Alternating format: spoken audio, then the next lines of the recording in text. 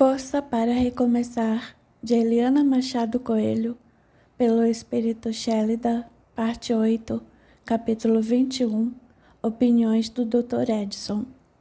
Sentados à mesa da cozinha, o Dr. Edson tomava uma xícara de chá, servido por Sérgio, que sentou-se à sua frente, satisfeito pela companhia amigável.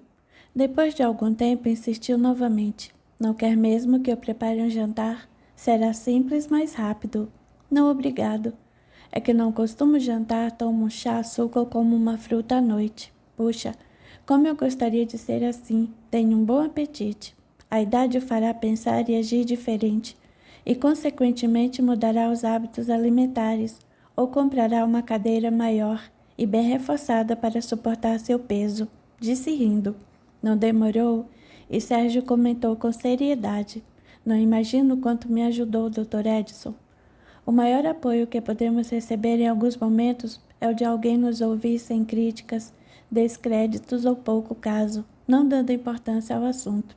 Os familiares frequentemente nos ignoram. Alguns segundos e declarou. Após a cena tempestuosa lá em seu consultório, tive a impressão de que minha vida, minha carreira e qualquer outra atividade praticada haviam chegado ao fim, não tinham valor algum. Ao acordar no hospital, um sentimento amargo, uma tristeza me dominou. Meus pensamentos ficaram povoados de ideias destrutivas. Senti que a Débora estava se atirando em um precipício de sofrimento e tortura, e eu, não podendo fazer nada, queria me atirar também. As ideias de desistir da vida, de me suicidar, formavam-se com incrível velocidade e força com procedência desconhecida. Parece que eu não tinha chance de pensar e repensar no assunto. Antes de conversarmos, eu acreditava que os meus problemas, as minhas dificuldades eram as maiores do mundo. Mas quando o Senhor conseguiu atingir e emergir o meu maior complexo, eu desmoronei. Precisei explodir através do choro.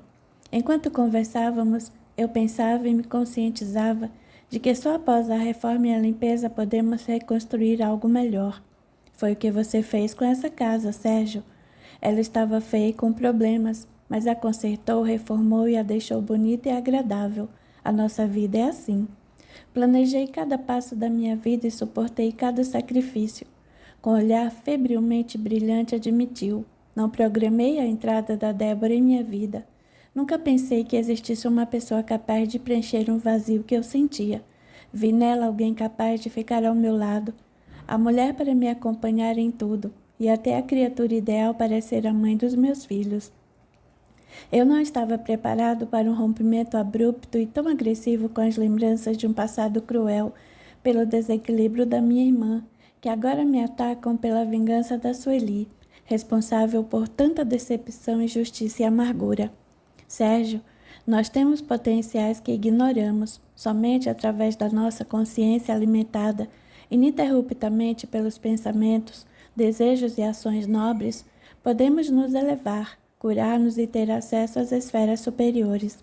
Em um momento de dor, de sofrimento, de problemas difíceis que não raciocinamos e somos impulsivos, nós deixamos-nos iludir e queremos que os outros resolvam os nossos deveres, assumam as nossas responsabilidades. Quando isso não acontece, quando os outros não fazem o nosso dever, que é o de enfrentar o nosso desafio, nós desejamos morrer e sumir. Quanto erro! Só o fato de pensarmos no desejo de morrer, de nos suicidarmos para acabarmos com o sofrimento desta encarnação, nós atraímos fluidos tão pesados, e esses fluidos são tão destruidores, que se impregnam em nosso campo vibratório e até em nosso corpo espiritual. Como consequência, chamamos para junto de nós espíritos que sofrem pelo suicídio praticado e começamos a sentir angústias, desânimo, desejo de desistir de tudo. Não nos importamos com mais nada. Depois começam as dores, o sofrimento com doenças que se relacionam àquele suicida que se afinou com você, e às vezes nenhum exame consegue diagnosticar essas doenças ou sintomas. Ou então, os vingadores do passado, os obsessores, aproveitam-se desses pensamentos, desses desejos, e com isso nos enfraquecemos, nós nos deterioramos, perdemos a esperança e deixamos de evoluir. Se não reagirmos, Vamos nos impregnando a cada dia, a cada pensamento e acabamos deixando nossa mente invadida pela decisão do suicídio, influenciada por espíritos cruéis. O Senhor tem toda a razão. As palavras, os pensamentos e atitudes são energias psíquicas. São a nossa alma e representam todas as forças vitais, como vimos no caso de minha esposa. Minha mulher precisava de um tratamento clínico e espiritual, porém se negou, reagiu revoltada, sentiu-se reprimida. Ela começou a ser radical quando encontrou, no meio dos protestantes ou evangélicos, aqueles que usaram de influência persuasiva através da fé cega, tirando-lhe os encargos, a responsabilidade de enfrentar a vida e transferir suas dores e perdas para os desejos de Deus. Não posso afirmar que todos esses religiosos de linha protestante são assim. Contudo, os que ela encontrou visavam fins lucrativos, usavam métodos de controle mental para a hipnose coletiva. O pastor evangélico auxiliou a usar mecanismos inadequados de defesa emocional. Isso não é só um ato irresponsável, como também muito perigoso, tanto que o resultado foi o estado de depressão grave que chegou ao letargismo. Não duvido de que minha esposa desejasse morrer, pensasse em se matar, mas ela não reagiu e se deixou envolver atraindo o que em seu inconsciente queria. Viu como é sério o problema dos mercadores de algumas religiões? Isso é um crime, protestou Sérgio. Não, rapaz, não é. Visto pelas leis, esse é um país livre e ela uma cidadã considerada capacitada na época em que procurou consolo nessa linha religiosa. Minha mulher poderia e deveria tomar uma nova postura mental e novas disposições íntimas, como ajudar crianças no orfanato, ser voluntária no hospital que cuida de pacientes com câncer. Essas atitudes amenizariam a tristeza a médio ou longo prazo, dependendo da pessoa. Certamente ela não ficaria com a mente entregue a angústias e aflições que a levaram aos transtornos, aos distúrbios psicológicos, e uma terapia surtiria um efeito muito benéfico. Algumas facções religiosas utilizam o controle mental para dominar a opinião, as ideias de seus adeptos, argumentou Sérgio, que continuou. Aqui no Brasil, desde que teve início a febre evangélica, após o fim da ditadura militar, nos vemos líderes religiosos manipulando as ideias de Jesus e textos bíblicos para que pessoas desatentas ou sem conhecimento sejam mantidas sob controle e subjugadas pelo medo de irem para o inferno. Foram capazes de criar Bíblias novas, recheando trechos evangélicos com explicações em favor da dependência religiosa da linha protestante, mas tais alterações literárias são completamente contrárias aos ensinamentos cristãos. O cristianismo liberta as pessoas. Ao meu ver, estão institucionalizando a religião, principalmente os evangélicos. Concordo com você, Sérgio. A religião foi transformada em instituição lucrativa. Hoje, qualquer portinha serve como templo evangélico. Chegam a intitular nomes pitorescos como religião de Deus, religião do Deus vivo, verdadeira casa de Jesus e tantos outros nomes que deixa para lá. A irresponsabilidade desses líderes religiosos é grande. Eles usam o controle mental para escravizar os fiéis desavisados e até ignorantes, que se entregam aos alucinados gritos de perdão e agradecimento a Deus. Eu já assisti. As pessoas ficam fora de si. É um delírio incontrolável e contagiante. Sim, Sérgio, a isso dá-se o nome de hipnose coletiva. De uma maneira inconsciente, os fiéis são dominados e aceitam as sugestões do líder ou representante religioso que os hipnotizam, ensinando-os a reverenciar Deus, a pedir perdão a Deus e suplicar a Deus de uma forma capitalista. E o que é capitalismo, se não um sistema econômico de produções visando a lucros financeiros? O que significa pagar seu dízimo, deixar lá na igreja o seu dinheiro, suas joias ou algum outro bem material para ser atendido por Deus.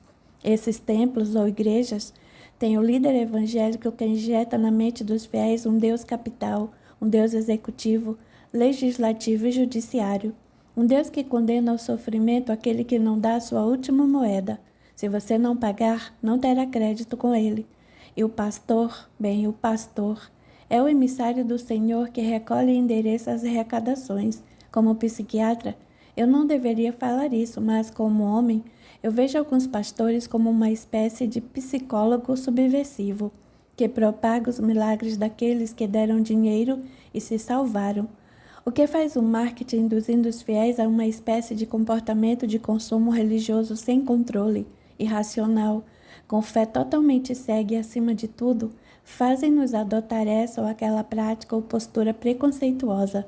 As atitudes de amor e solidariedade só existem para com aqueles da mesma linha religiosa, considerando como verdadeiros demônios as outras criaturas de Deus, por se inclinarem a religiões diferentes como a Umbanda, o catolicismo, o espiritismo, o islamismo, o budismo, o judaísmo, o hinduísmo e outras. Eu não entendo porque tantas pessoas se deixam dominar pela fé cega, por outros que as mantêm sob um domínio mental, controlam suas opiniões e suas vidas. Lembre-se de que antes de falarmos de pessoas, estamos falando de espíritos com diversas experiências terrenas anteriores a essa. Crendo em muitas moradas na casa do Pai, acredito na existência de regiões espirituais inferiores, por onde passaram e se encontram espíritos com diversos vícios ou práticas inadequadas e perversidades das mais diversas, apegados às paixões vis e promíscuas, inclinando-os a discórdias e irritações, anomalias sinistras no que dizem respeito ao desregramento sexual por práticas compulsivas ou animalescas, atos ou pensamentos repletos de energias com desejos maldosos e negativos. Por Deus ser um Pai bom e justo, Ele não confinaria quem quer que seja ao inferno.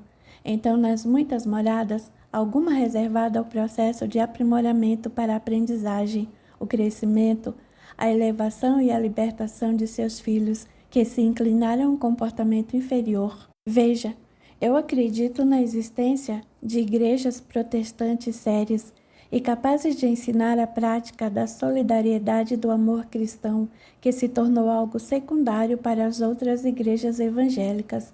Existem pastores protestantes, assim como padres, dirigentes espíritas, pai de santo ou mãe de santo, em centro de Umbanda, entre outros líderes muito honestos, como também desonestos. Isso independe da religião, mas sim da dignidade, da honestidade, da elevação da criatura humana. Até onde me levaram as pesquisas, a maioria das igrejas evangélicas é liderada por qualquer um, por isso se torna um capitalismo, uma forma de vender algo e lucrar com isso. No caso, eles vendem religião, promessas de algo melhor em sua vida, vendem perdão. Analisando pelo lado clínico, pessoas desse tipo, como líder religioso, têm a tendência ou postura do distúrbio antissocial e são capazes de mentir, forjar, trapacear, representar de todas as formas possíveis, sem arrependimento e cinicamente usando o poder de persuasão. Dará o máximo de proveito a seu favor. E é por meio dos cantos de hinos e gritaria frenética que se obtém a hipnose coletiva, para inebriá-los e conseguir com que façam doações e mais doações, fé irracional e tudo mais o que sabemos. Todos se esquecem dos ensinamentos do Mestre Jesus sobre não ser como os hipócritas, que se comprazem em orar em pé nas sinagogas e nas ruas para serem vistos pelos homens, e quando orando, não usar de vãs repetições como os gentios que pensam que por muito falarem serão ouvidos. Portanto, quando orar ao Pai que está no céu, entra para o teu aposento e fecha a tua porta. Ora ao teu Pai que está em oculto, e teu Pai que te vê secretamente te recompensará. Lembrando que as sinagogas correspondem às igrejas e templos religiosos. Quanto aos fiéis, o que os leva a crer em colocações sem raciocinar e na realização de verdadeiros espetáculos para gritar sobre sua fé. Bem, podemos tomar como exemplo que alguns deles são espíritos que permaneceram em sofrimento nos baixos círculos vibratórios da espiritualidade pelas suas práticas delituosas, perversas ou tendências viciosas.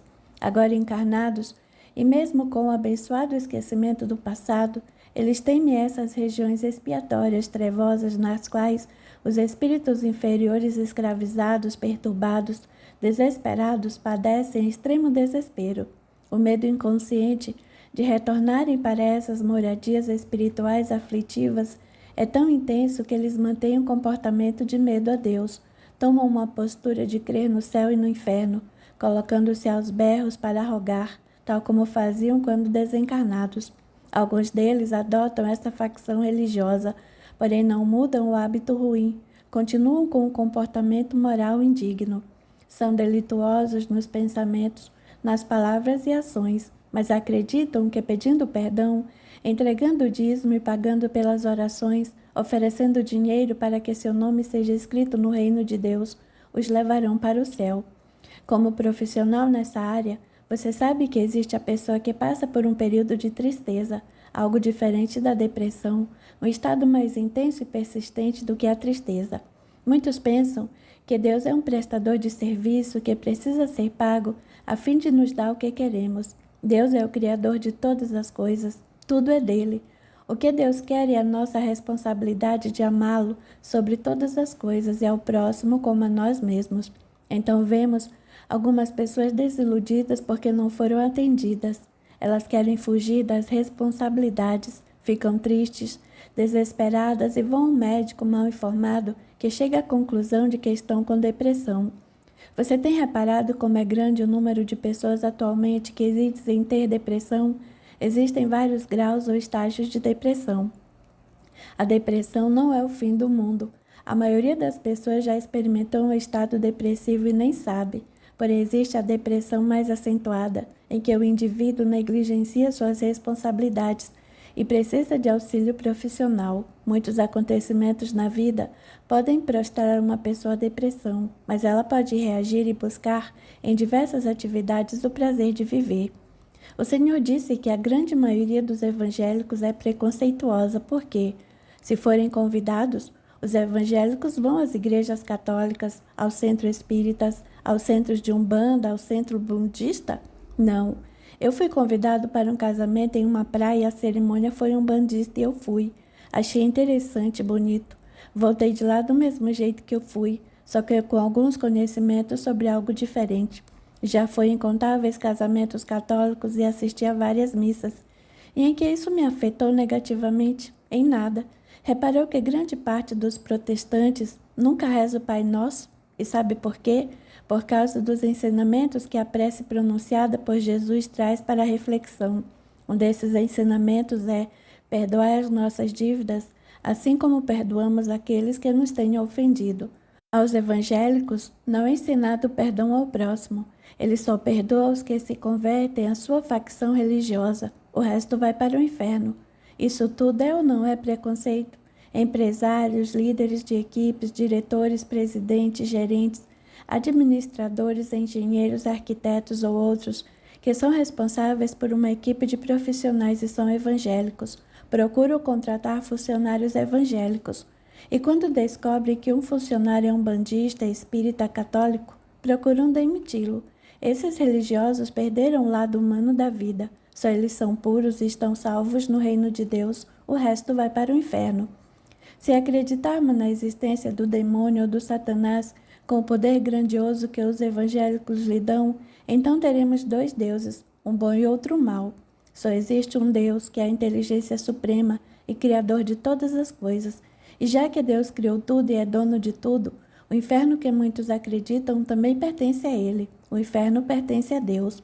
Os evangélicos, sem raciocinar e se deixando induzir na fé cega, devem tomar cuidado com o insano desejo de ir para o reino de Deus e até pagar por isso, pois o inferno também faz parte do reino de Deus. Normalmente, eles são criaturas desrespeitosas ao perturbarem a paz pública com a gritaria tresloucada em suas igrejas, cantos e rogativas intermináveis a Deus, perturbando o sossego alheio com tanta e tamanha barulhada. Isso é o resultado do inconsciente temer o inferno, que vivenciou no estado de perturbação e os prende num primitivismo mental. Mas eu gosto de ressaltar uma coisa: muitas dessas formas de vida e conduta se enquadram também a muitos espíritas oriundos de regiões sombrias, onde há gritos e ranger de dentes. Um grande número de espíritas se acreditam com todo o conhecimento filosófico e científico da doutrina espírita, mas são incapazes de respeitar a fase de crescimento individual das pessoas espíritas e não espíritas, exigindo-lhes muito, e depois admitiu, como eu estou fazendo agora. Veja, não importa a religião ou filosofia, são pessoas cujo comportamento humano apresenta quem eles são. A opção religiosa traz a manifestação do conteúdo inconsciente para as revelações de expressões exteriores, exibindo por intermédio do comportamento a sua verdadeira personalidade, o seu eu, sua alma. O médico silenciou enquanto Sérgio ficou pensativo. Não demorou e o homem decidiu. Bem, preciso ir. Já é tarde, eu só ofereci minhas opiniões como pessoa falha e sem evolução. Não fui espírita. Levantando-se, avisou. Sérgio, você tem meus telefones e sabe como me encontrar, a qualquer hora do dia ou da noite. Espero não precisar incomodá-lo, e muito obrigado por tudo. Ora, não fiz nada, disse, encaminhando-se à porta. Fique com Deus. Capítulo 22. A benfeitora Lariel interfere no suicídio de Sérgio. As horas deram lugar aos dias. Os dias tornaram-se semanas e semanas viraram meses. Sérgio teve uma grande mudança em sua vida quando deixou de ser policial. Trabalhava na clínica e estava mais tranquilo, porém trazia o coração apertado e doloroso pela ausência da namorada que não o procurou.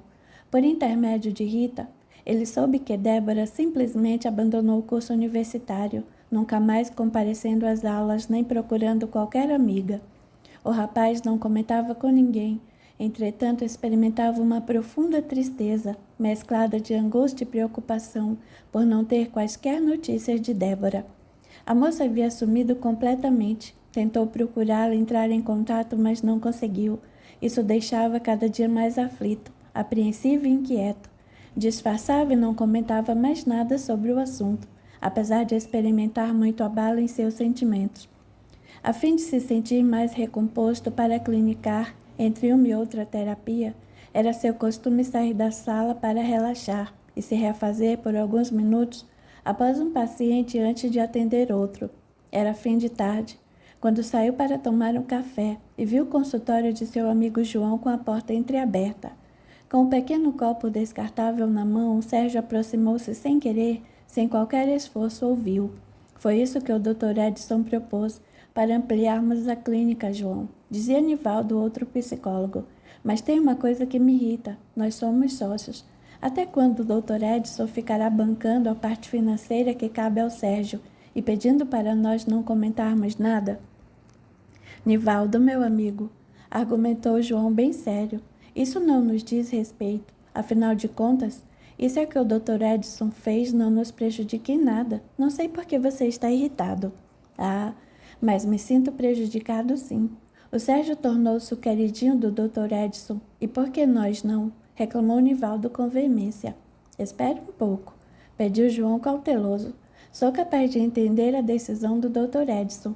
Não me sinto prejudicado nem ofendido. O Sérgio mereceu o apoio ou ainda ajuda que teve, principalmente pelo fato de ele executar serviços braçais nesta clínica, que nós dois não ousamos ajudar. Além disso, ele é excelente profissional e muito requisitado por seu trabalho sério e responsável. Nós estamos falando sobre suas capacidades. Acho injusta a postura do Dr. Edson, algo tão inadequado que nem lhe quer comentários a respeito dos custos financeiros pagos, os quais pertenciam ao Sérgio e... Do que vocês estão falando? Questionou Sérgio em tom grave, após entrar e dar leve empurrão para que a porta se fechasse às suas costas. João olhou para Nivaldo, que perdeu a fala. Insatisfeito com o que acontecia, tentou justificar cauteloso. Veja, Sérgio, o Nivaldo não está reclamando. Acontece que ele não acompanhou o trabalho realizado por você antes da abertura da clínica. Foi um serviço aqui e outro ali. O Nivaldo não tem ideia do custo dessa mão de obra se contratássemos um... Não tente ser gentil, João. Eu quero saber sobre o Dr. Edson custear ou pagar por valores que me pertenceriam e não querer comentários. Que história é essa? Sérgio perguntou com muita firmeza e até sisudo, mas procurava se manter calmo. Eles não podiam ver, porém na espiritualidade, um alvoroço de criaturas participava do que acontecia em estado de polvorosa agitação. Esses espíritos procuravam confundir e intrigar os três amigos no trabalho devotado e sincero dos profissionais responsáveis. Tentavam influenciá-los com sentimentos destrutivos de inveja, incapacidade, ciúme, fracasso das próprias obras, atos e resultados de seus esforços íntimos.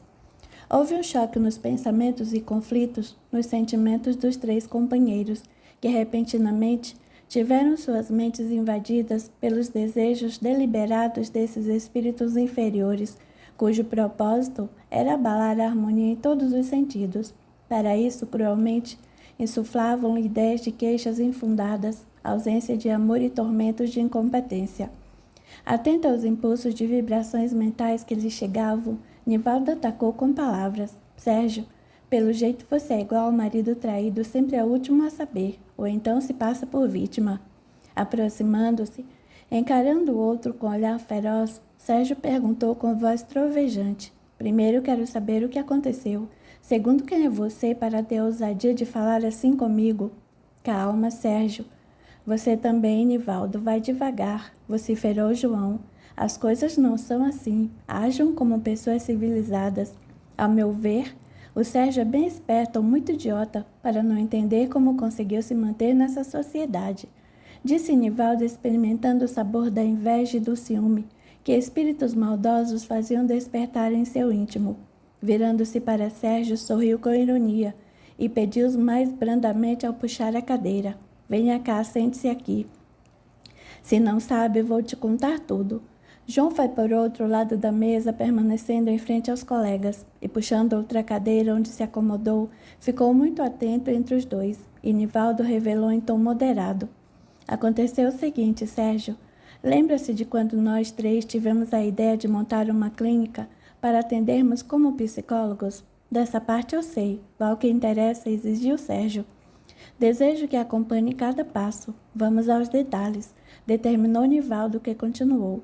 No começo pensamos em algo simples. Locaríamos um lugar com 3 salas para atendimento, outra de espera com uma recepcionista.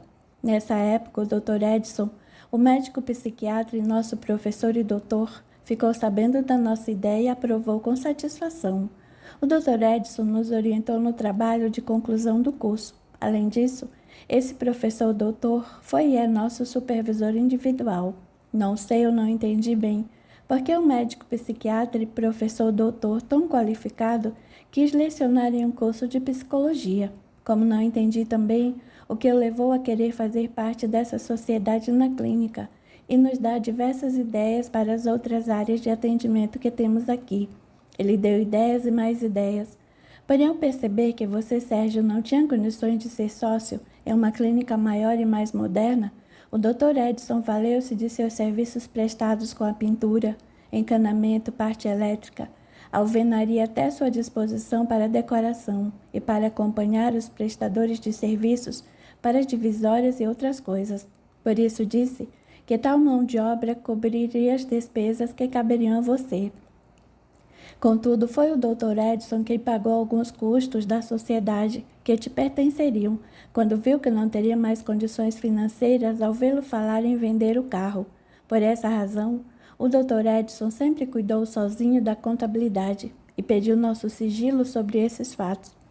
Encarando o rosto sério e pálido de Sérgio, Nivaldo completou. Agora existe a oportunidade de aumentarmos a clínica no início do próximo ano, mas você saiu da polícia e não tem outra fonte de renda nem reservas. A ideia é termos mais salas e alugá-las para outros profissionais da nossa área ou das terapias alternativas, distribuirmos e ampliarmos a recepção. Para isso, ele está cuidando da compra do prédio ao lado.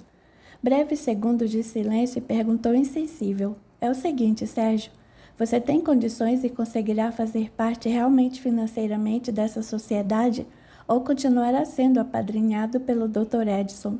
Eu não sabia disso. Por que não me contaram? Indagou pasmado. Não sei o que levou o Dr. Edson a adotá-lo, meu amigo. Riu Nivaldo com desdém e ironia na fala. Trazendo uma frieza no semblante, prosseguiu com sarcasmo. Talvez por vê-lo com problemas familiares que o fizeram mudar de casa, ou problemas sentimentais com o rompimento com a Débora que o abandonou por outro, e outras acusações duvidosas. Algo tão comprometedor que o fez passar mal, desmaiar, ficar internado. Tudo isso causou piedade no Dr. Edson, mas em mim não. Até a sua amiguinha suicida ele está oferecendo atendimento gratuito. Pare com isso, Nivaldo. Gritou João, você não tem o direito de... Espere, João, pediu Sérgio, esforçando-se para não se alterar. Sentia-se humilhado com sensação de incapacidade, incompetência e desvalorizado por seus colegas. Um sentimento nunca experimentado antes lhe invadiu a alma ferida. Acreditou na traição do médico amigo de seus colegas. Nunca tinha sido rebaixado moralmente como naquele momento diante das verdades ultrajantes. Com voz baixa e em tom envergonhado acrescentou, eu não sabia. Não sabia mesmo. Jamais aceitaria uma situação em que recebesse qualquer lucro, com o prejuízo de meus amigos e sócios, por investirem mais do que eu. O olhar de Nivaldo parecia desafiá-lo ou provocá-lo pela inveja da capacidade do outro, com misto de ciúme pela atenção especial do supervisor e sócio Dr. Edson. Contudo, esses sentimentos eram a verdadeira expressão da espiritualidade inferior, que buscava um jeito de destruir ou desarmonizar o trabalho honesto e caridoso. Nivaldo, sem perceber, era arrastado à sintonia e receptividade das vibrações negativas e maldosas. Sérgio absorvia e reproduzia em seu campo mental os impulsos abaixo de autoestima. Deixava-se envolver por estímulo de influência inferior.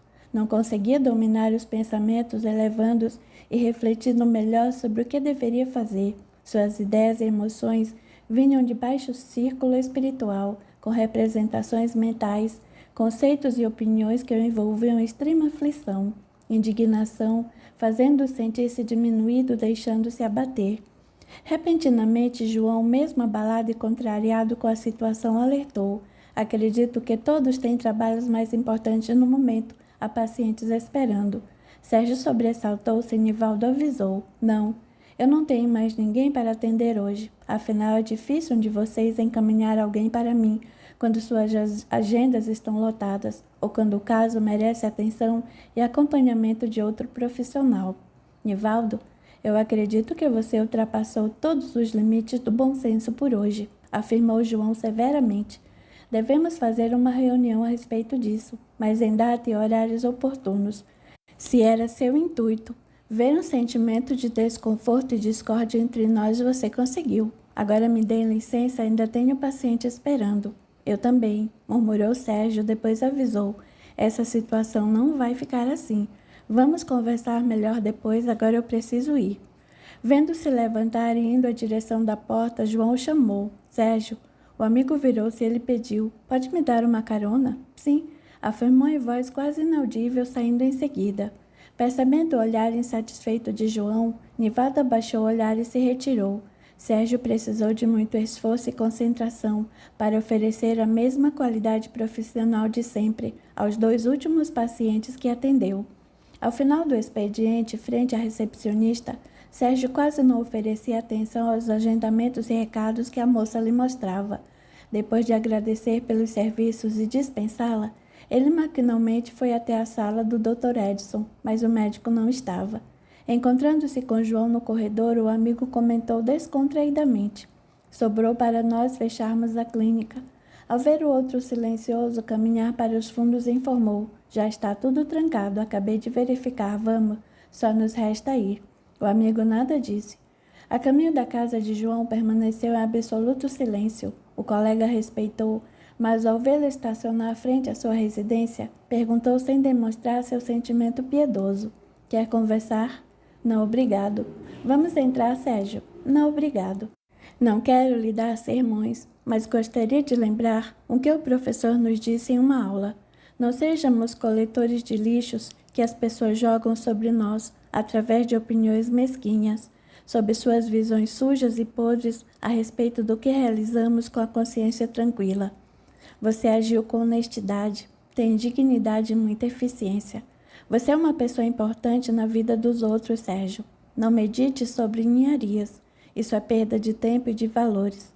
João suspirou fundo e desfechou. Se recebeu algo, foi por merecimento e não por acaso. Então multiplique os seus talentos e se motive a pensar no futuro e não no passado. Com os olhos empossados em lágrimas, sem se inibir, Sérgio encarou firme perguntando: por que você não me contou? Por acreditar que quando alguém o favorece, está ajudando a mim também, porque se não fosse o Dr. Edson te ajudar, seria eu, porque somos amigos. Eu acredito no seu esforço, na sua capacidade, na sua integridade, sem dúvidas. Sei que faria o mesmo por mim. Ah, mais uma razão por não ter contado, porque não fui prejudicado, não sou invejoso, nem incapacitado ou ciumento. Eu não contei por respeitar e concordar com a vontade desse médico, supervisor, professor e amigo digno, sério e responsável. Após um leve sorriso, completou: e eu sei que você faria o mesmo por mim. Respeitando seu silêncio, disse: já que não quer entrar, obrigado pela carona. Qualquer coisa me liga ou venha direto para cá. Obrigado, João. O rapaz agradeceu com um travo na voz que embargou. Não disse mais nada. Vendo outro descer do carro, foi embora. Chegando à sua casa, Sérgio experimentava imensa sensação de inferioridade, incapacidade e tristeza intensa. Jamais desconfiou de que seu triunfo fosse pela ajuda de outra pessoa. Realmente sentia-se enganado, traído por ser o último a saber.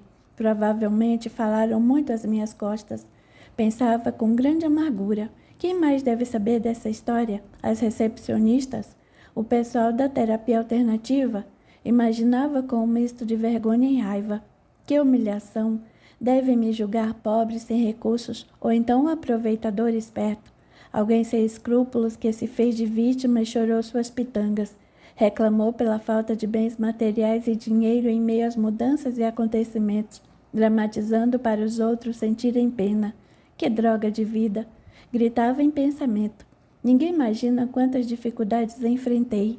Não sabem como precisei me submeter ao autoritarismo de alguns superiores hierárquicos que pareciam inquisidores ressurgidos da Idade Média, só para conseguir um horário que me facilitasse estudar, pesquisar, fazer estágios.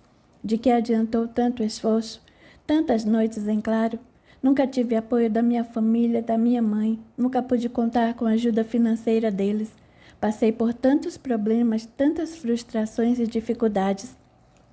Até a Lúcia, que Deus me perdoe, mas você me prejudicou até depois de morta, desgraçada. Seus pensamentos fervilhavam, e Sérgio não continha as recordações e ideias rápidas que lhe surgiam. Toda essa reclamação em pensamento atrai espíritos vingadores ou de pouca evolução, que oferecem reforço às ideias e críticas destrutivas. Como se não bastasse a Débora. Lágrimas correram de seus olhos. Como me decepcionei com você. Acreditei em seu amor, em sua compreensão, mas você acabou com a minha paz quando não quis me ouvir. Talvez tenha surgido outra em sua vida e essa foi a oportunidade de me deixar. Repentinamente, reagiu agressivo em seus pensamentos. O Nivaldo tem razão. Sou o último a saber por que isso. O rapaz fazia perguntas e considerações sem perceber a energia mental formada por agentes psicológicos, cujo mecanismo ou fonte de origem era dos desejos mais fervorosos do espírito Sebastião. Sem reajuste moral e espiritual, ele se ligava às ideias de Sérgio, dificultando-lhe o raciocínio, a aceitação ou a compreensão dos fatos. Embrutecido no ódio, encontrava nas situações difíceis e fatos inesperados do cotidiano imensos recursos, concentrando-se em usá-los prejudicialmente, com o efeito de longa tortura e profunda decepção nos pensamentos de Sérgio. Um choro incontido dominou o rapaz, atormentado, com tantas vibrações inferiores, vitimando e o consumindo sob a vontade tirana de seu algoz espiritual. Como forças do mal e comandada por Sebastião, verdadeira tropa de espíritos desajustados fazia-se presente, sustentando com suas vibrações pesarosas as infelizes influências do líder espiritual desapiedado e cruel contra o rapaz, que se tornava uma vítima vulnerável. Wilson, espírito protetor de Sérgio, estava presente e acompanhado de outros da mesma elevada linhagem moral e espiritual para auxiliá-lo com seu pupilo. Mesmo no plano espiritual, Sebastião e os demais de sua organização não os viam, nem sentiu Wilson e seus companheiros. O mentor de Sérgio envolveu como que em um abraço paterno e tentando orientá-lo de pensamento para pensamento, mas não era fácil. Por tratar-se de forças poderosas de falange do mal, inocentemente o rapaz se entregava ao sofrimento. Desespero e torturas íntimas nublavam suas ideias, não deixando receptivo às inspirações racionais e amáveis de seu anjo protetor. Era lamentável. Ver Sérgio a expressão de queixa e dor em cada lágrima silenciosa, afogada em seguidos soluços. Nunca havia se martirizado tanto e sofrido daquela forma. Desejava sumir, queria morrer. O espírito Wilson tentava de tudo para ver seu pupilo se erguer com as próprias forças, porém Sérgio não suportava a pressão exercida pelos desencarnados ferozes. Ao mesmo tempo, o espírito Lúcia vampirizava suas energias fluídicas de uma forma insaciável. Toda aquela obsessão o enfraquecia, como se o asfixiasse com a ausência de oxigênio. Wilson virou-se para um dos elevados companheiros, que entendeu a mensagem de seu olhar e pareceu desmaterializar-se, perispiritualmente, indo realizar o pedido de seu amigo. Ao lado de seu protegido, o espírito Wilson ajoelhou-se junto às demais entidades amigas, que concentravam seus pensamentos com mais intensidade para envolver Sérgio em energias mais salutares, mas era quase inútil. Com grave, nobre e elevado entono, humilde, Wilson foi sustentado pelos demais, na prece sentida, na qual rogou ajuda e intervenção divina. Senhor Jesus, rogo que nos enderece seu olhar misericordioso. Somos meros aprendizes de boa vontade e recorremos à tua abençoada compaixão. Mestre amigo, liberte a mente do querido Sérgio, cujos cuidados espirituais me foram confiados. Livre-o da cegueira que o domina, dos pensamentos oriundos de sugestões covardes, do sofrimento desesperador que o leva ao abismo de dores. Por piedade, Senhor Jesus, ilumine a consciência desse filho querido com seu olhar, clareando-lhe os pensamentos, para que recupere suas forças na fé e na esperança. Não permita, mensageiro divino, que a interferência dos irmãos, ainda sem elevação, imprima poder psíquico, tão intenso de energias mentais, com o intuito de destruí-lo com tramas e ataques, para que se atrase e não realize o propósito a que veio. Sabemos que Sérgio não necessita experimentar tais expiações, porque se determinou a esse reencarne por amor aos irmãos presos pelas amarras psicológicas da força do pensamento de outros menos evoluídos. Vendo Sérgio se levantar e ir para o quarto, seu mentor Wilson o seguiu, sem desviar a atenção dos puros sentimentos na prece fervorosa, acompanhava o que se passava nos pensamentos do seu protegido. Senhor Jesus, imploro em nome de Deus, nosso Pai bom e justo, estenda ao Sérgio as tuas mãos dadivosas, quebrando o elo que o prende aos grilhões dos pensamentos daqueles que o querem derrotar. Vendo abrir um armário, o espírito Wilson imprimiu súplica comovente como se fosse sua última rogativa. Senhor da caridade e do amor, socorra-nos, dê-nos forças para intervir.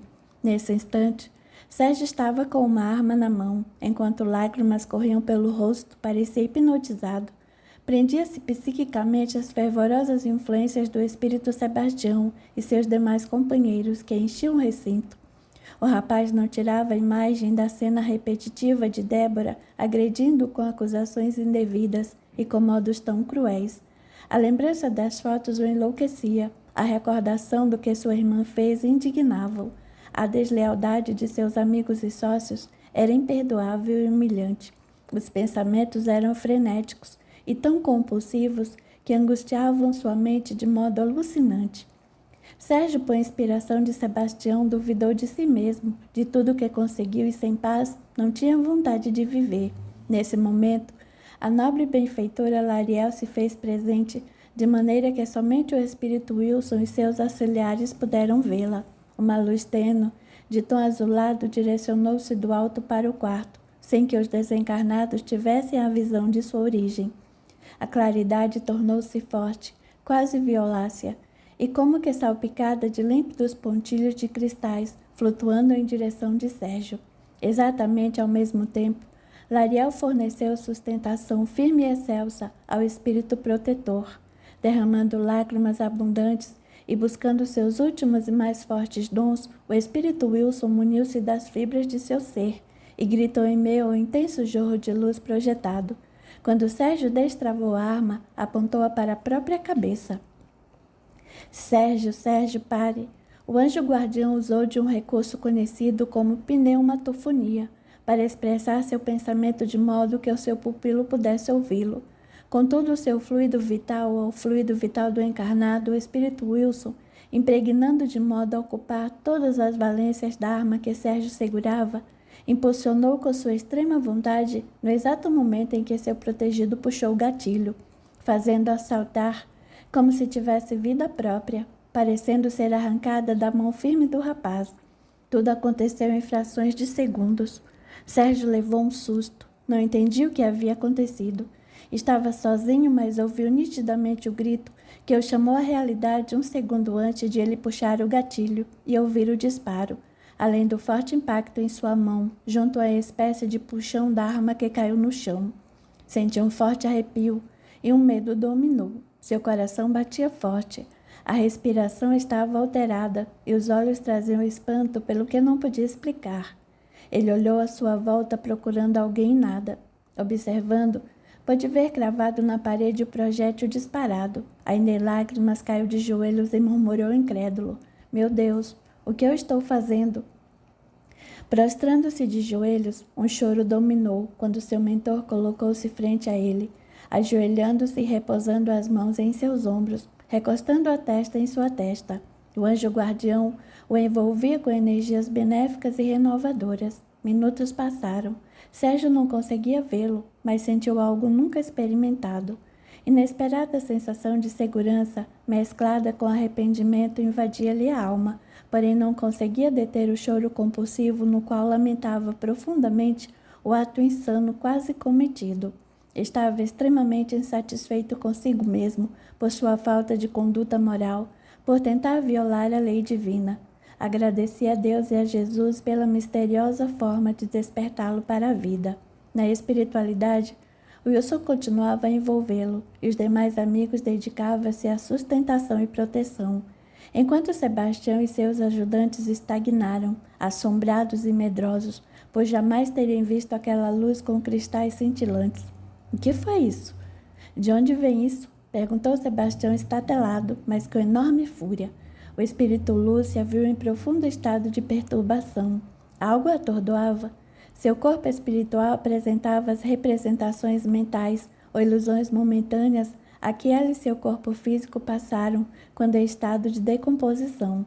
Amedrontada pelo que desconhecia, fugiu o mais rápido possível para regiões trevosas, onde normalmente se reuniam. Ela sabia que aquele jorro de luz significava uma proteção do alto para Sérgio e se impressionou com o que viu acontecer no plano material por desconhecimento e não conseguir observar nada na espiritualidade na esfera em que estava.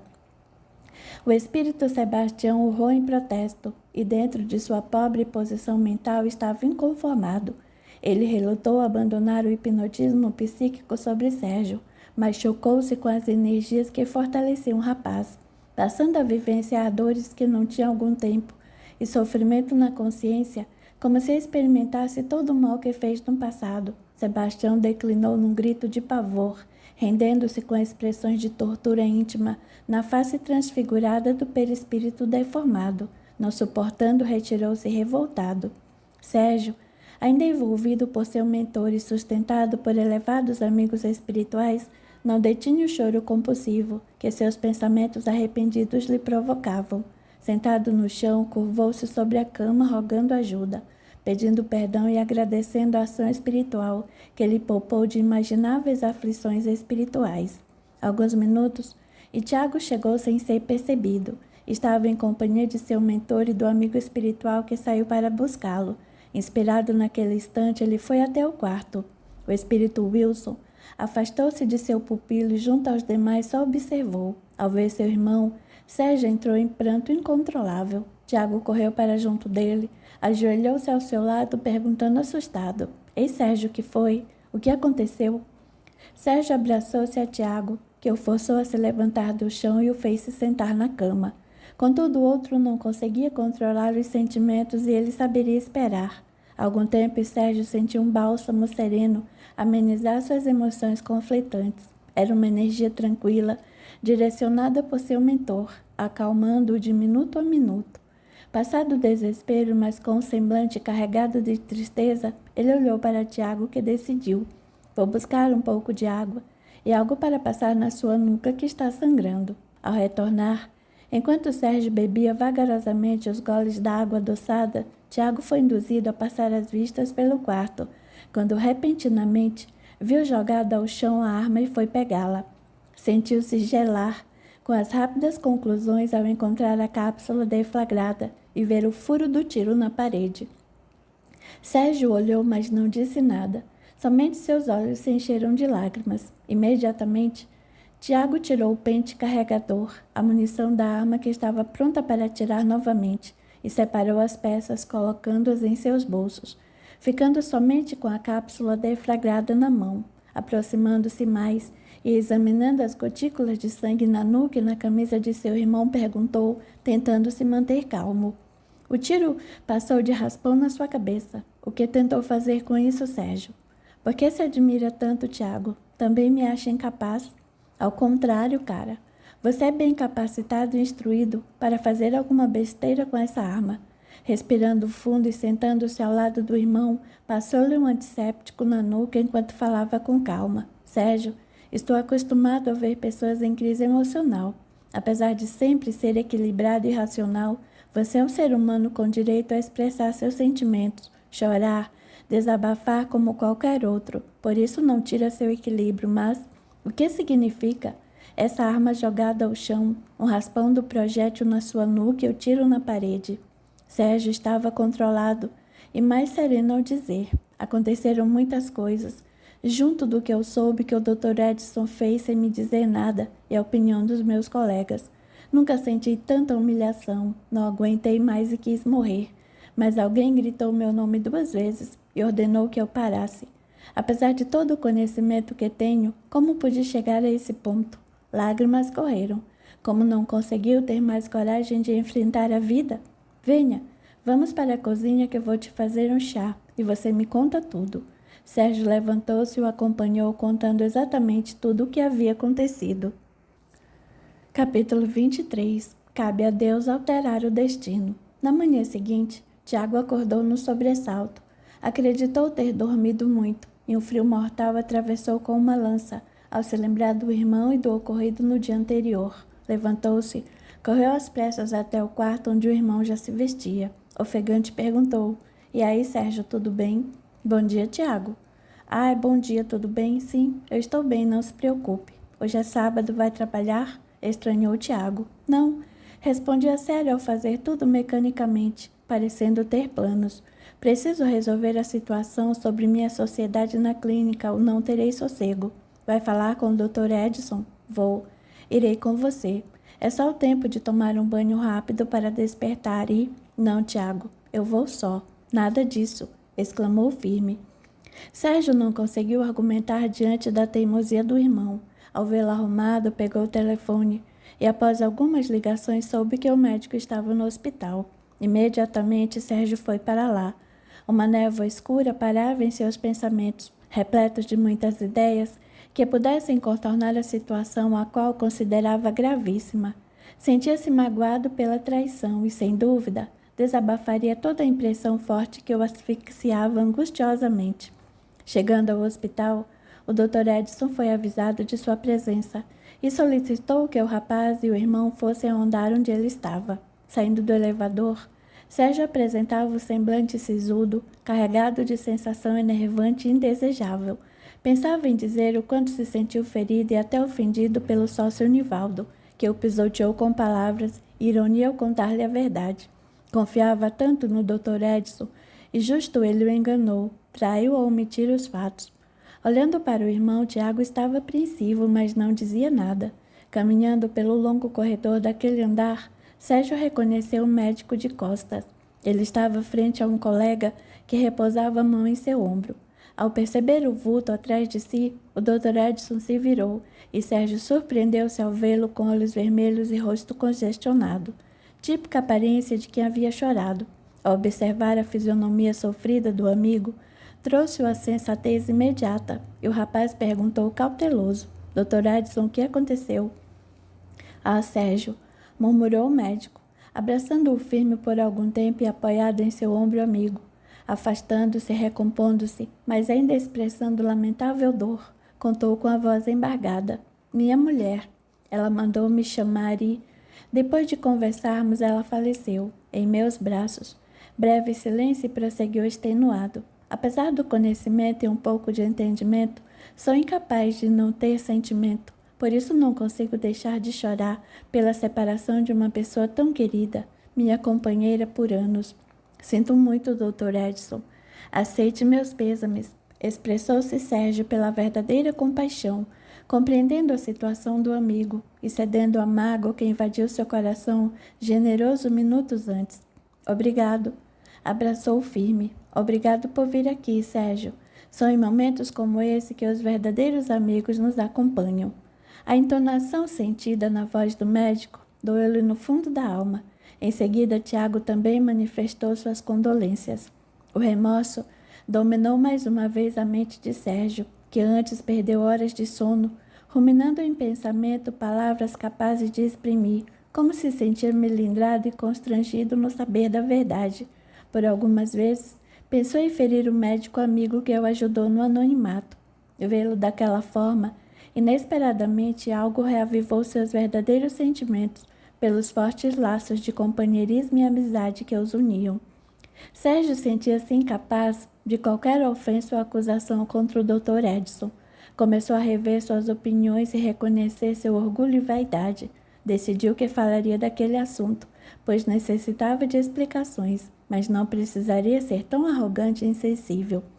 As horas foram passando e Tiago decidiu ir embora. Estava mais tranquilo ao observar a transformação do irmão, que ficou acompanhando o amigo e dando-lhe apoio. À tarde, no dia seguinte, na casa de Dona Antônia, Tiago e Rita conversavam sentados em um banco frente ao jardim, onde o sopro de uma brisa morna balançava as folhas das árvores e plantas. Ele pediu segredo, mas contou à jovem o que Sérgio tentou no momento de desespero extremo. Apesar da surpresa amarga e triste, ela ouviu atentamente cada detalhe.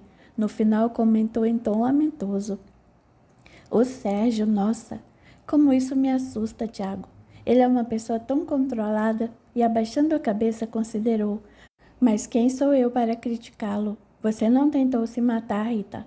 As palavras e a forma de uma pessoa se impor contra nós nos levam a aceitar o que ela induz. Persuadiram você ao suicídio e ajudaram, mas não tentou quando estava sozinha. Lembre-se do que o Dr. Edson te falou e que me contou", disse o rapaz.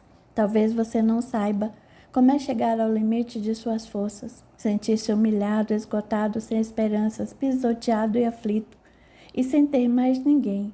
Trazendo um brilho lacrimoso nos lindos olhos grandes e negros, forçou-se a um sorriso tímido e encarou ao afirmar: "Quando as perspectivas, a expectativa, a fé no futuro melhor se acabam, não temos mais ânimo para viver. Tudo isso foi tirado de mim e ainda..." Engoliu a seco e continuou: "E ainda, quando acabam suas forças diante de alguém tão miserável que se aproveita da situação." Fez uma pausa e prosseguiu: "Sabe, você se sente uma coisa, um objeto inanimado, aquilo que existe por existir, mas não tem valor. Infelizmente, são em momentos assim que nos entregamos ao medo, à angústia e ao desespero, deixando uma porta aberta em nossos pensamentos para a entrada de ideias estranhas e terríveis. A mente fica povoada de imagens ou cenas, de lembranças ou impressões com profundos sentimentos indesejáveis e amargos de procedência desconhecida. Eu sei, eu acredito e tenho um pouco de conhecimento nisso, mas é algo que produz tanto terror e de uma força extraordinária ou ideia fixa sobre morrer. E sabe o que é isso? É o desejo de espíritos inferiores que se comprazem no mal, aglomeram-se à nossa volta, afinando-se conosco e fortalecendo-os na coragem para a prática de um ato tão cruel contra nosso ser." Lágrimas rolaram, mesmo assim ela exemplificou: "É algo como uma lebre delirante, a nos entorpecer e dominar, disputando ardentemente entre a razão e a insanidade. Quando se tem a sorte de retornar à realidade, retoma sua fé em Deus, aceitando o propósito de sua existência dentro daquelas novas condições, ou tem a bênção de encontrar pessoas que te despertem. Aí, você analisa a sua intenção hedionda contra a própria vida, abandona a ilusão e passa a pensar com a razão. Então se depara com o gosto amargo da vergonha, da humilhação, de sua inferioridade por desejo tão inferior como o do suicida. Angustia-se pela sua incapacidade de se erguer e buscar ajuda, de ter a coragem de viver respeitando a vida como ela é. É difícil vencer a vergonha. É mais fácil ter a covardice e deixar dominar pelas inspirações de espíritos cruéis ou pessoas encarnadas que são usadas como instrumento, com o objetivo de te ver cair, não resistir e ceder ao que mais fere a Deus. Rita desviou o olhar e silenciou. Tiago, com respeito e compreensão, argumentou: acredito que a ideia de que o sofrimento termina com a morte é o que estimula alguém ao suicídio. Somos imortais, somos seres individuais e temos consciência dos nossos deveres e direitos como criaturas humanas, e eles estão registrados em nossa mente. Tenho lido a respeito. E nos últimos tempos nós conversamos muito sobre a vida espiritual e toda a responsabilidade que nos é atribuída pelas falhas cometidas. Adquirir esses conhecimentos me ajudou imensamente. Reforçaram minhas opiniões e me deram novas reflexões, sabia? Olhou-a, ofereceu simpático sorriso no belo rosto moreno claro, bem parecido com o irmão, e admitiu: não julgo as pessoas, Rita, só as observo. Quantas e quantas vezes aprendo com a dificuldade alheia para me desviar, se necessário, de passar pelas mesmas dificuldades e sofrimentos que elas provocaram a si mesmas. Não nego a influência espiritual inferior, mas, acima de tudo, acredito no socorro de Deus, de Jesus e de mentores amigos que podem me guiar, podem me enviar companheiros encarnados para me ajudarem. Até Jesus aceitou ajuda nos últimos instantes de carregar sua cruz. Por que eu seria tão orgulhoso? Breve pausa e comentou: não que eu vá deixar para os outros assumirem meus encargos, fazer dos amigos latas de lixo com minhas lamentações. A jovem fitou seus lindos olhos quando Tiago a chamou, encarando-a firme. Rita, estou surpreso e assustado por ver pessoas com entendimento e conhecimento como você e o Sérgio se desesperarem a ponto de quererem desistir da vida, mesmo sabendo que o sofrimento depois da morte será pior. Fiquei assombrado. Você é espírita, o Sérgio segue essa filosofia e os dois possuem considerável noção do sofrimento terrível por conta desse ato. Sabem o quanto é forte a tentação, as consequências espirituais, o profundo martírio de forma lenta e intensa. Alguns segundos e pediu: perdoe-me a falta de conhecimento, mas ainda não entendo como pessoas instruídas como vocês podem se entregar ao desespero, sem lembrar que tudo passa, e o sofrimento daquele instante ou até de longa duração também passará. Rita sorriu com brandura ao concluir: você é bem mais elevado, Tiago. Uma visão tão lógica e simples só se explica pela sua elevação. Porém, é bom lembrar que, às vezes, uma pessoa passa por provas ou expiações de infelicidade, vazio, desespero e tudo o que é insuportável para ela. Isso pode acontecer por alguma atitude desajustada em outra encarnação, por uma obsessão, por prova para sua elevação espiritual ou tarefa, e outras razões como a ilusão materialista de sofrimento terminar com a morte do corpo físico. A oportunidade da vida nos foi concedida por Deus e suas leis são de amor, harmonia e felicidade. Por essa razão, nenhum ser humano escapa dos resultados de suas próprias realizações, mesmo que um espírito sem instrução e rebelde, oriundo de esferas inferiores, com propósito de vingança ou puro prazer, sirva como objeto destrutivo, nos influenciando e nos conduzindo ao desespero extremo, intolerável a ponto de cometermos o suicídio, ainda assim somos culpados e lastimaremos amargamente a ação. Apesar de induzido por um espírito inferior, a culpa pelo suicídio é de quem o praticou. A jovem silenciou, deixando o olhar perdido no belo jardim. Diante dos longos minutos, Tiago refletiu e depois confessou: ainda tenho medo. Medo do quê? Indagou, virando-se a ele. Tirando-lhes os cabelos que cobriam parcialmente seu rosto, encarou-a sério, invadindo sua alma com o olhar ao admitir: ainda tenho medo de você insistir nessa ideia, apesar do conhecimento. Nos primeiros dias, lágrimas correram, porém ela continuou firme. Após a morte do Rogério e do Gustavo, me senti reduzida a pó. Fiquei desorientada e não acreditei nos meus valores morais e religiosos. Era uma dor, um vazio. Sempre quis ter de volta a família que um dia eu tive, mas meus pais morreram e restamos eu e meu irmão. com a perda dele junto à do Gustavo. Depois que soube da morte da minha tia, me vi só. Acreditei que meu sofrimento seria eterno e minha vida inútil, sem propósitos. Ela secou o rosto com as mãos e respirou fundo ao revelar: tem algo que ninguém sabe, e isso me dói muito. Após ficarmos noivos, alguns parentes do Gustavo cobravam sobre a data do casamento, e eu senti uma angústia que deixava meu coração apertado. Novas lágrimas, que Tiago aparou com a mão e a jovem prosseguiu. Fui falar com o Gustavo e, para minha surpresa, ele disse que sentiu o mesmo, e talvez a origem disso tudo tenha sido o nosso noivado. Ele confessou que me considerava muito, que a nossa amizade era incomparável, mas talvez fosse só amizade. Respirou fundo e continuou. Então combinamos de dar um tempo para não chocar a família, e nós nos gostávamos muito, mas éramos só amigos, e eu percebi que havia alguém nos pensamentos dele e, às vezes, o vi olhando, que ligava em seu celular e ele não atendia. Na noite em que combinou com meu irmão sobre irem para a represa, falei com o Gustavo a respeito de conversarmos com a família dele no dia seguinte, ao voltarem do passeio, e ele concordou. Senti que ficou satisfeito, alegre com a minha decisão, e beijou meu rosto como um amigo. Depois se foi. Engoliu um soluço e contou. No velório, quando me afastei de seu caixão, eu vi a moça, ou melhor, senti que era aquela moça discreta chorando perto. Entendi que neguei o direito dele ficar um pouco com ela, sabe? Nós namoramos por tantos anos, e o Gustavo se viu na obrigação de não me abandonar, talvez por dó. E eu estava com ele, talvez por costume e apego, por ter ficado ao meu lado me dando maior apoio quando meus pais se foram. Por isso, lá no velório, eu me afastei para ela ter o mesmo direito de despedida. Em seguida, meu tio se aproximou e me disse aquela frase impiedosa sobre eu ter visto meu irmão. Lágrimas rolaram. Passei mal, e foi por isso que não quis retornar ao velório e ver o enterro. Eu senti que não deixei o Gustavo ser feliz, mesmo quando percebi tudo entre nós bem diferente, terminado.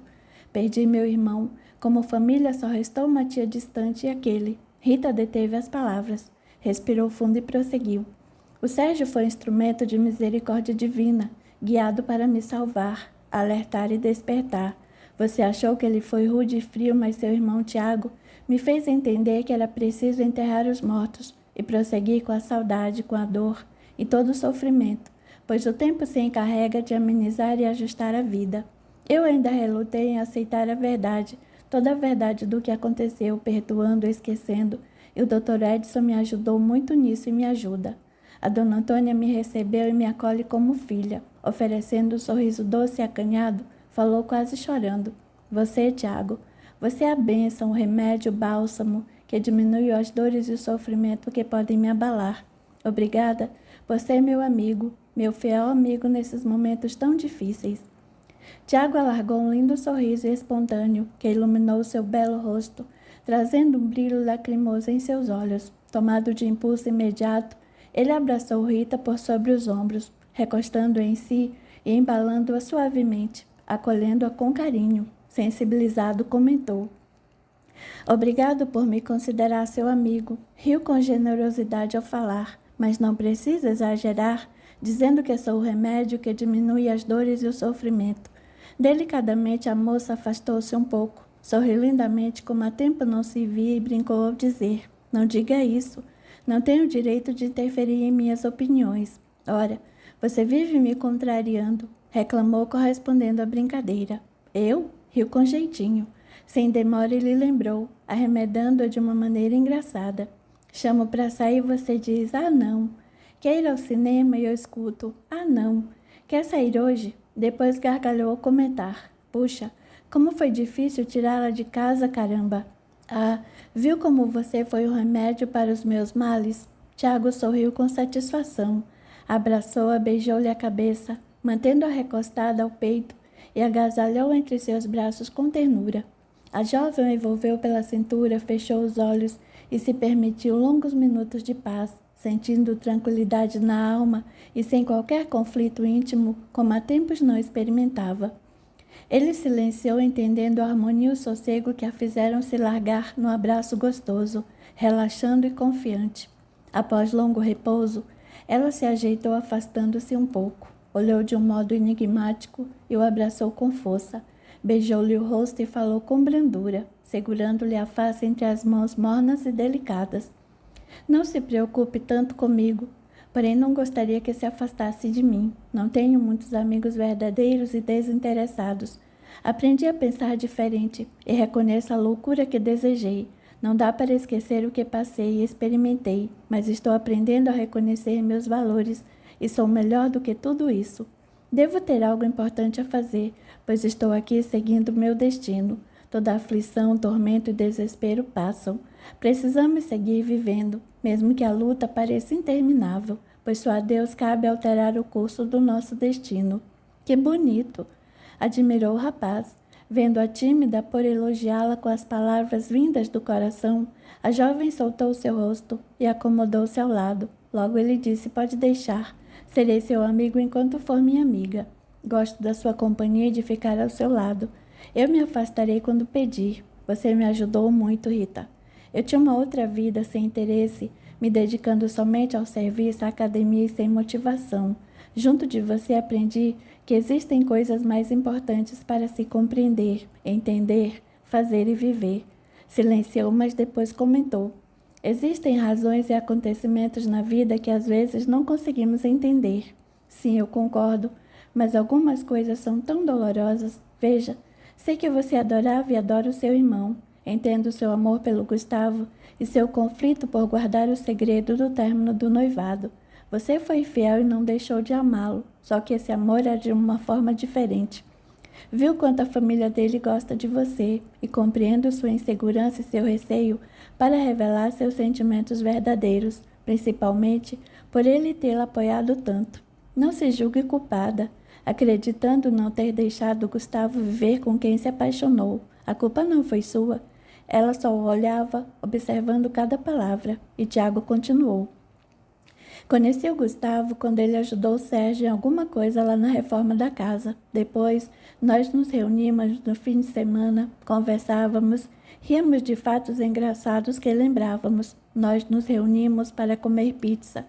Sorriu com doce saudade no olhar. Ele era um cara bem bacana e gostava muito de você, de verdade. Só que como um grande amigo. Essa era a forma como ele amava, acreditando que nada é por acaso, Rita. Devemos admitir que foi necessário vocês passarem esse tempo juntos para alguma harmonização. Penso também que Rogério ficou ao seu lado para aprenderem algo juntos, pois me lembro de você ter contado que ele quase foi naquela viagem junto com seus pais. Talvez se tivesse ficado sem seu irmão ao lado naquela época, não estaria perto de uma nova família agora. Foi por causa do Rogério, seu único irmão, que você resistiu a tamanha dor quando perdeu seus pais, pois o teve ao seu lado. Não cometeu qualquer loucura naquela época, devido à força que o Gustavo te deu para se recompor ainda mais. Então eu acredito que foi o momento de eles irem, pois cumpriram seus propósitos. Você já havia encontrado o Sérgio, que a levou a conhecer o João, a Dona Antônia, o Dr. Edson, eu. Talvez não tenha percebido, mas você tem uma nova família. E eles? Por que se foram? Porque precisam continuar evoluindo e se aperfeiçoando, lembrando que todo aperfeiçoamento e evolução exigem renúncias, disciplina e dedicação. Eles te acompanharam nessa vida terrena o tempo necessário de seus planejamentos reencarnatórios, para que tivesse força para recomeçar, tanto que desencarnaram juntos. Foram unidos para o plano espiritual, pois eu vi muita amizade entre eles. Rita, se Deus acreditar que existe algo para viverem juntos, isso acontecerá de um jeito ou de outro. O amor não termina com a morte do corpo físico. Você os amou e os ama do seu jeito, e eles a amaram e a amam do jeito deles, acredite. E eu precisava passar pelo que passei. O que importa isso? Talvez não precisasse daí. Lamentar, chorar, ficar deprimida e extremamente angustiada vai ajudá-la em quê?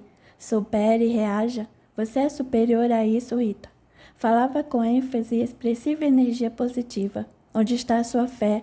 O apoio do Gustavo e do Rogério foi importante e imprescindível até você estar maduro o suficiente para enfrentar a vida. Creio que a situação de sentir-se sozinha, de não ter uma família, era sua prova. Passe por isso sem sofrer. Tenha força para recomeçar, minha amiga. Você tem quem te apoia, considere. Você tem outra família que te ama. Ele sorriu com terna brandura. E a Débora que sumiu? Acabei com a vida do Sérgio que tanto me ajudou. Eu considero como um irmão. Sabe, eu sinto que a Débora vai voltar. Toda a família tem seus desentendimentos. E por que a nossa seria diferente? Não foi sua culpa essa separação. Já te contei os tais fatos. Para ajudar o seu novo irmão Sérgio, não se abale nem se culpe por isso, ou será mais um problema para ele. Vendo-a quase em lágrimas, Tiago, como amigo fiel, afagou-lhe os longos, negros e ondulados cabelos lindamente soltos, alinhando-os atrás da orelha para ver melhor seu rosto expressivo. Afagando-lhe a face tênue com delicado carinho, perguntou: "Vamos sair e dar uma volta?" "Sim, vamos sim", murmurou sorrindo com doçura. Levantando-se, indagou: "Mesmo sabendo que posso reencontrá-los e fazer algo melhor que fiz nessa vida por eles, não é fácil aceitar a separação." "Deus pode fazê-lo encontrá-los ainda nessa vida", exclamou Tiago sorridente. "É bem provável que não os identifique, não os reconheça ou, olhando-a de modo a invadir sua alma delicada, sorriu ao concluir, ou até reconheça em alguma criança, ou crianças as características indiscutivelmente individuais que somente eles tenham." Frente a ela, ainda lembrou: "Você tem 25 anos, tem muito tempo e centenas de criaturinhas para conhecer, e se for preciso, eles surgirão no seu caminho, na sua vida de algum jeito." Sorridente chamou: "Agora vamos?" Rita estava animada. Modificou-se incrivelmente com aquela conversa e falou: "Vamos, mas aproveitaremos para conversar sobre você fazer um curso superior." "Eu? Estou velho para isso", brincou. "Você sabe ouvir as pessoas e oferecer incentivo. Que tal psicologia?" Sorriu. "Já me disseram isso." Tiago e Rita saíram conversando e brincando para um passeio descontraído. A noite se adensou naquela casa, onde a luz fraca de um abajur deixava a sala na penumbra. Silencioso, Sérgio permanecia sentado no sofá, olhando ao redor para as sombras das folhas de uma árvore que tremulavam nas paredes internas do ambiente. Guardando consigo profundas reflexões sobre conselhos, conhecimentos e experiências, Sérgio decidiu não permitir suas opiniões, crenças e pensamentos abalados ameaçando seu equilíbrio e bem-estar. Contudo, seu coração trancava uma tristeza, consumindo pela saudade. Débora era a razão de tudo. Sentia que ela precisava de sua ajuda, mas não sabia o que fazer. Como um mau presságio, ele experimentava uma provocação por densas amarguras vindas de pequenas lembranças, recordações e situações alegres, minúcias apresentadas em momentos de particularidades e carinhos entre eles. Incontáveis imagens, reproduções exatas, dinâmicas e detalhistas do que vivenciaram. Assaltavam-no vivamente, e tão fortes que pareciam ouvir a voz generosa e delicada, o riso cristalino ou mimoso do único amor em sua vida. Ficou em silêncio, tranquilo e com imensa fé, sem saber por quanto tempo. Depois refletiu novamente. Acreditou que aquelas ideias eram sinais, alertando de uma tristeza profunda e imensa amargura. Sérgio estava determinado a experimentar a angústia, a dor e o sofrimento, mas agora se negaria a perder o controle das emoções e entregar-se à aflição insana, desejando renunciar à vida. Fechando os olhos, substituía os pensamentos depressivos por prece equilibrada, como se conversasse com Deus. Rogou sustentação e força interior para prosseguir em seus propósitos, a fim de superar as dificuldades, esclarecer situações e se desvencilhar do que pudesse comprometer suas ideias. Também pediu luz, envolvimento sublime e amoroso aos encarnados e desencarnados ainda dispostos a incomodá-lo. Sentindo, mas não podendo ver, Sérgio recebia abençoado jorro de energia salutar que o resgatava do desânimo e o elevava, ligando-o aos espíritos de esferas superiores. Um demorado e profundo suspiro deixou mais leve. Repentinamente ele se levantou repleto de vigor e ânimo. Foi até o quarto onde fez o escritório e havia diversos livros e materiais de estudo, incluindo espíritas. Separou algumas obras que o ajudariam em determinada pesquisa e estudo sobre o suicídio. Em pouco tempo, a mesa do escritório estava repleta de literários e pequeno espaço onde colocou o grande caderno de anotações. Valendo-se da metodologia científica aprendida no curso universitário, Sérgio não teve dificuldade de pesquisar, desenvolver ideias e conclusões, aprimorando seus conhecimentos. A decisão foi certeira. A simples concentração na leitura de um bom livro manteve sua mente ocupada e seus pensamentos mais saudáveis. Ele foi além.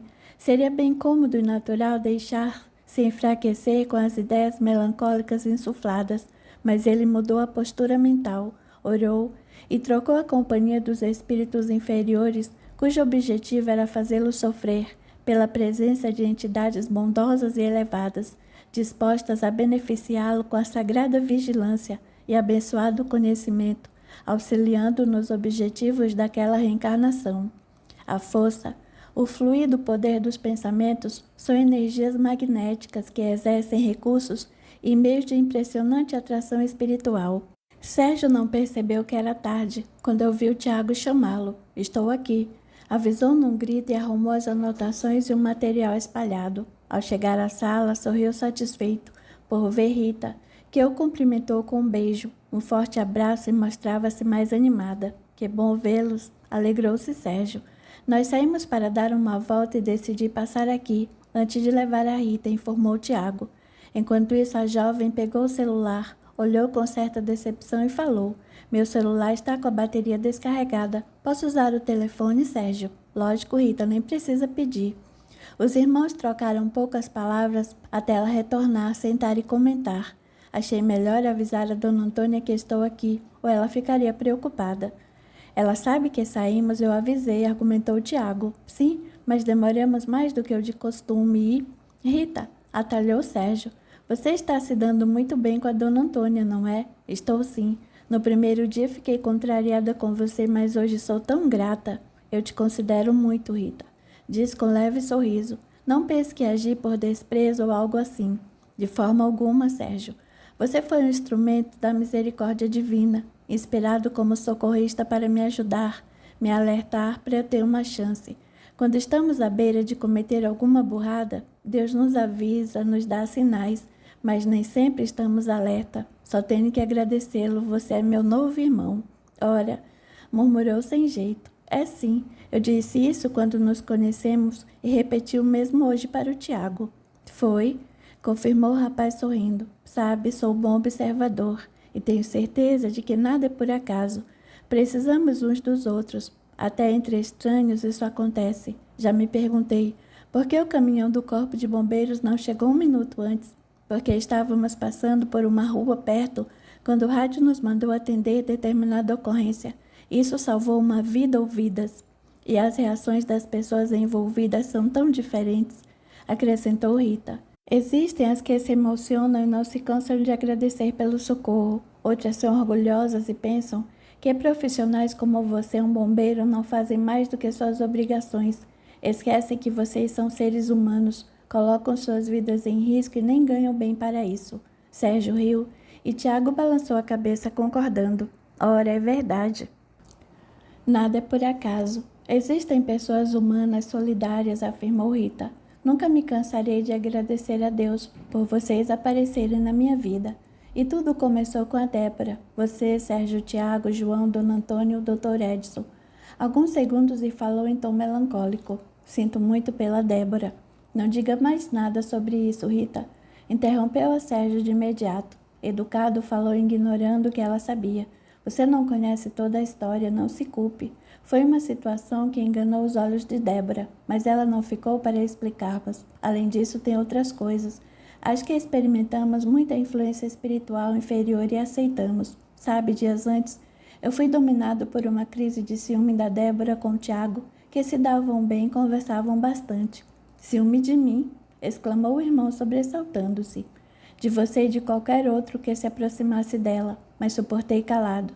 Sérgio não se intimidou e contou diversos ocorridos e detalhes que Rita já conhecia através de Tiago, mas a moça não se manifestou. Tudo isso, junto à maldade da minha ex-namorada, Sueli, me deixou em desespero. Havia algo em comum nos meus pensamentos frenéticos. Se o destino armou esses ataques, estou sem defesa, apesar de inocente. Eu sabia, murmurou Tiago. Sobre o que? Tornou o irmão. Sobre os assédios da Lúcia. respondeu Tiago. Vi nossa irmã muitas vezes o tratando de uma forma bem estranha. Suas manifestações de carinho eram carícias provocantes só com você. Por isso eu fui conversar com ela e lhe dei uma bronca, dizendo que agia como se estivesse tentando seduzi-lo. Tiago abaixou a cabeça e comentou constrangido.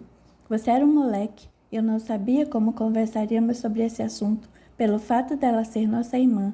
Se fosse outra garota... Ao chamar a atenção da Lúcia, nós discutimos. Na verdade, nós brigamos feio. Foi a Lúcia parecia possuída e começou a me agredir ostensivamente. Não suportei dele um tapa.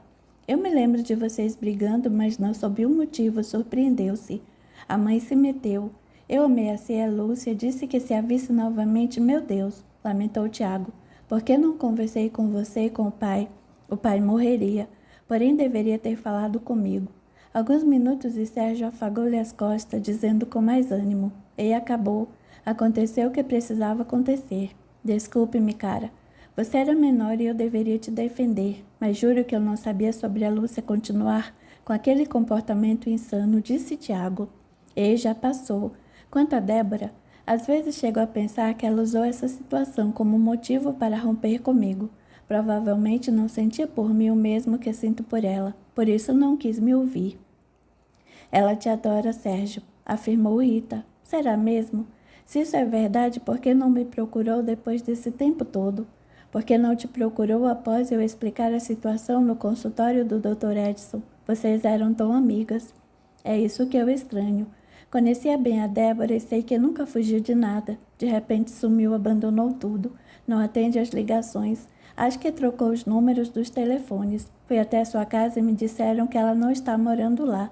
Não entendo o que aconteceu. Ela estava sem emprego, preocupada e... Eu sei o que aconteceu, disse Sérgio brando a interrompê-la. O quê? Perguntou afoita. A Yara. Ela é uma moça sem responsabilidades. Meus sentimentos dizem que a irmã manipulou a Débora, que é muito manipulável. O Breno se aproximou da Débora através da Yara e lhe deu toda a assistência no momento em que mais precisava. O Breno? Questionou Rita, lembrando-se de algumas situações. Isso mesmo, afirmou Sérgio com tranquilidade. O Breno se aproveitou da fragilidade da Débora, quando tudo aconteceu entre nós, e a proveu com trabalho, distração, atenção, conforto e tudo mais que sentia falta desde que saiu da casa e da proteção do pai. Não posso acreditar, Sérgio. A Dé não aceitaria isso. Ela jamais iria se corromper.